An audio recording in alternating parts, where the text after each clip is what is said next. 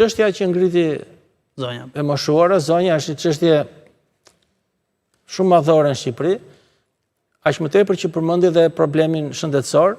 75% e pensionistëve në Shqipëri kanë 4 diagnoza.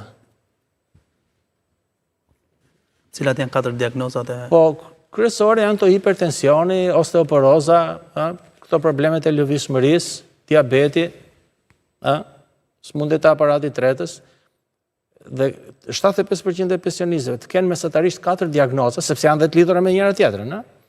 Është një problematik shumë e madhe dhe është pothuajse e papërballueshme me pensionin aktual që marrin pjesa e mbështetjes me medikamente mjekësore. Pavarësisht se janë ndërmarrë disa masa për rimbursimin e ilaçeve dhe për të moshën e kaluar, përsëri është katastrofë. Nëriko, ju njihni mirë këtë fushë, unë po bëj një pyetje të drejtë për drejtë. A mund të rriten pensionet mjaftueshëm, tani ndoshta kjo është pak subjektive, por të paktën për bazën minimale të pensionistëve. Po, shumë e drejtë. Si mundet? Tani, si mundet? Ne kemi pensionistë janë diku te 730.000. Po. Kontribus janë 820.000-850.000. Tani, paga mesatare në Shqipëri është diku te 650.000 lekë. Për këtë 650.000, 700.000 lekë, po flasim me vjetra, ti paguan kontribut sigurime shoqërore diku te 35.000 lekë, 350.000 lekë. Është 29%. Tani, pse këta marrin pension mesatar 19.000 lekë, kur mesatarja atyre që paguajnë pensione, kush e merr 11.000 lekë? Për person, kokë për kokë. Sikur të kishim 730.000 pensionistë dhe 730.000 në punë. Po ne në punë kemi 820, është 1 me 1.18. Pra, ku shkon ky 100.000 lekë? Për çdo punëtor që është në punë, sepse ata që janë në punë sot paguajnë pension, që marrin pension këta që janë sot në pension. Nuk është që ti po paguan pension që kur dalësh në pension të marrësh pension. Eksakt.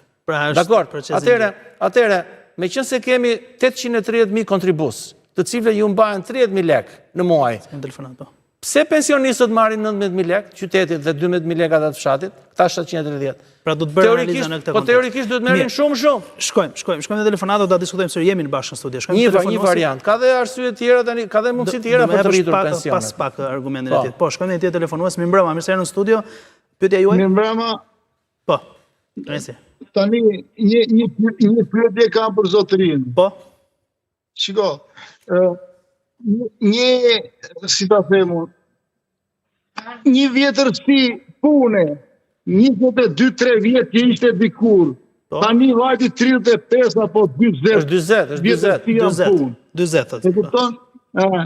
Ai diktatori tjetë 70% të rrogës ta jetë pension, ta japin 30. Kush është më mirë, ajo kohë për pensionin apo kjo kohë? Shumë e drejtë. Mua më pëlqevi edhe argumenti edhe komenti. Në qoftë se do të bëjmë një krahasim midis Shqipërisë dhe Evropës sot në Evropë, ata që dalin pension marrin 70% pagës që gëzonin kur ishin në punë. Në qoftë se do të bëjmë një krahasim me Ballkanin, Ballkani ka 40-50%. Ne kemi 25-30%. Bile ka qenë 20% para 2 vjetësh. Tani është bëri çik 25-30%. Kjo është qesharake. Është tallje me ata që kanë kontribuar me jetën e tyre, me gjakun e tyre, me djersën e tyre, historikisht për këtë vend që kemi sot.